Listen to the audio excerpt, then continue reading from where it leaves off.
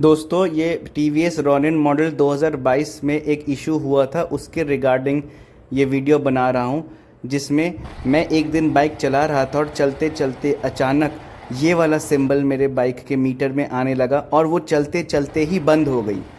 उसके बाद मैंने बहुत कोशिश किया बट वो स्टार्ट नहीं हो रहा था। मैंने यूट्यूब में भी काफ़ी रिसर्च किया और मेरे फेलो रॉनिन ओनर्स, जो काफ़ी लोग अलग अलग पार्ट्स ऑफ इंडिया में मेरे कुछ फ्रेंड्स हैं, उनसे मैंने पूछा कि ऐसा इशू अगर किसी ने फेस किया है तो क्या सल्यूशन है। किसी ने मुझे एक यूट्यूब का वीडियो का लिंक सेंड किया जिसमें उन्होंने बताया था कि बाइक के जो ये अपना टैंक होता है, टैंक के नीचे एक ब्लू कलर का ये प्लग होगा। वो बेसिकली स्पार्क प्लग जैसा ही काम करता है। उसको उन्होंने बोला कि इसको ओपन करो खींच के और इसको एक बार क्लीन करके वापस लगाओ and it should work fine. So मैंने भी वही ट्राई किया, काफ़ी देर तक मेहनत करके मैंने इसको अनप्लग करके ये ऐसी जगह लोकेटेड है कि ये ईज़िली आपको मिलेगा नहीं। इसलिए वीडियो में मैंने बहुत कोशिश किया कि आप लोग को क्लियरली दिखा सकूं कि ये कैसे, कहाँ पे लोकेटेड है, कैसे मिलेगा। ये बेसिकली टैंक के नीचे ही मिलेगा आपको, इंजन के जस्ट ऊपर। थोड़ा फ्लैश लगा के जला के अगर आप देखेंगे so you will able to find it. बहुत सारे केसेस में ये काम कर गया, बहुत सारे लोगों के लिए ये वर्क किया, उनकी बाइक स्टार्ट हो गई। एनीवे, मैंने इतना कोशिश किया, इट टुक लाइक 20-25 मिनट्स या 30 मिनट्स मैंने लगभग उसमें स्पेंड कर दिया होगा उसको खोलने में, और वो बहुत मुश्किल से खुला, लेकिन it did not work for me. मुझे कोई सोल्यूशन नहीं मिला, बाइक फिर भी चालू नहीं हुई, not even for once bike start हुई।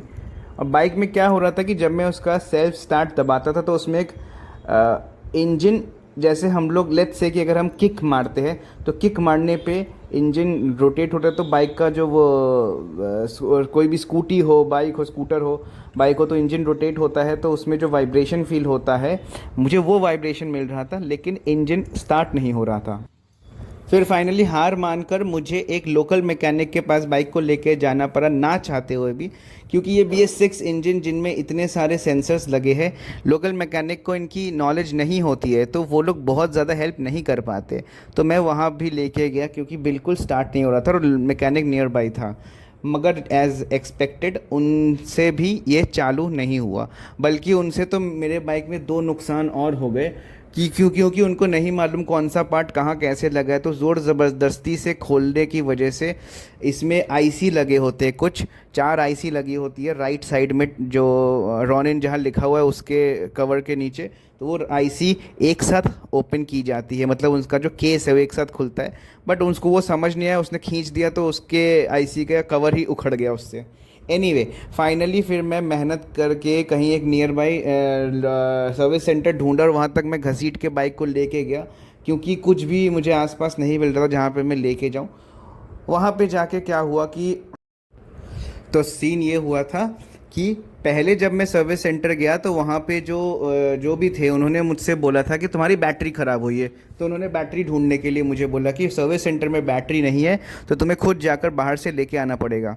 तो मैं सर्विस सेंटर से निकल के बैटरी ढूंढने, उन्होंने मुझे अपनी बाइक की बैटरी निकाल के दे दी, जो बाई डिफ़ॉल्ट एक्साइड की लगी होती है, वो उन्होंने दे दिया और लेके मैं बाहर गया और ढूंढा। अब प्रॉब्लम मेरे साथ ये आ रही थी कि इसमें जो बैटरी लगती है वो खुद भी बहुत यूनिक है। वो लगता है 7Z मॉडल।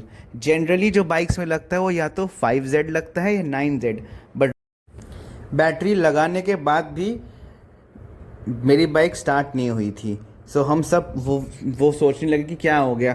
बैटरी का कॉस्ट एक इसमें लगा होता है एक्साइड का बैटरी, और मुझे मार्केट में एक्साइड का बैटरी नहीं मिला 7Z, तो मैं एमरॉन का लेके आया जिसका कॉस्ट मुझे पड़ा 1500 along with the return of the old I mean submitting the old battery। 100 रुपये उसने माइनस करके दिए और 1500 रुपये लिए। सो फाइनली जो भाई था वहाँ पर प्रदीप, उसने इसका सोल्यूशन निकाला, उसने प्रॉब्लम पकड़ी।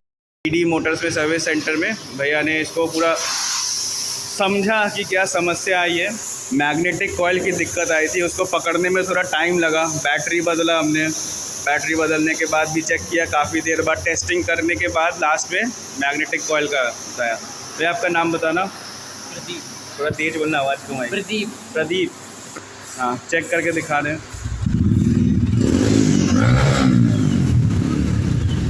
ऑन हो गया है।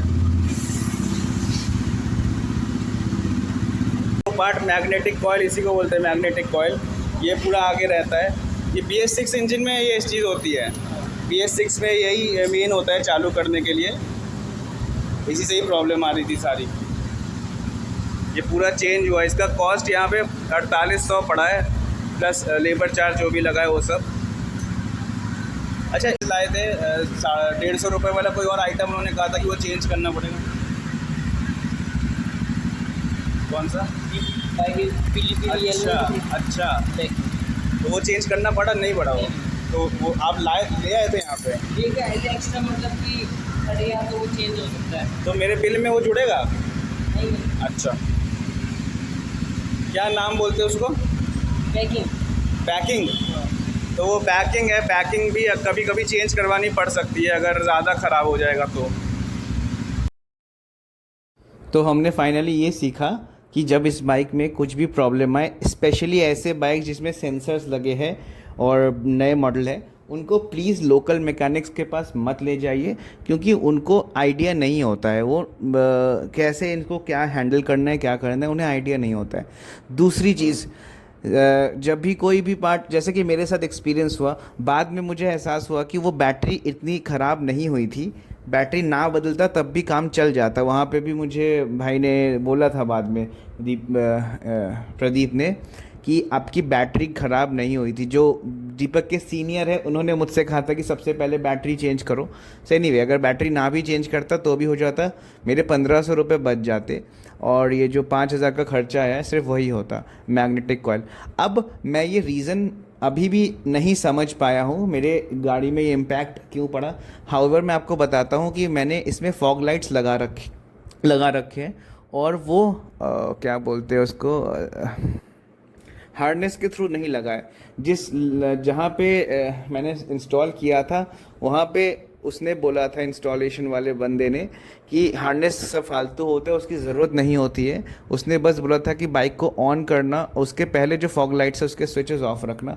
Once you turn on the bike, उसके बाद आप फॉग लाइट्स के स्विच ऑन करें तो उसमें उतना इम्पैक्ट नहीं पड़ता। लेकिन जब मैं सर्विस सेंटर में लाया तो यहाँ पे इन्होंने मुझे बताया था कि चाहे जितना भी कम वॉट का लाइट हो, मेरे में 25 वॉट्स का लगा है, तो जितना भी कम वॉट का हो, अगर वो डायरेक्ट लगाया जाएगा तो बैटरी पे इम्पैक्ट डालेगा ही। सो मुझे लगता है शायद उसी वजह से ये शॉर्ट सर्किट जो भी हुआ है, मे भी वही रीज़न है। तो आप लोग कुछ भी कभी भी एक्स्ट्रा लाइट्स लगवाएं तो प्लीज़ हार्नेस के साथ ही लगाएं, क्योंकि हार्नेस उसको स्टेबलाइज करता है, इलेक्ट्रिसिटी को जो प्रोड्यूस करता है उसमें ज़्यादा लोड नहीं आने देता।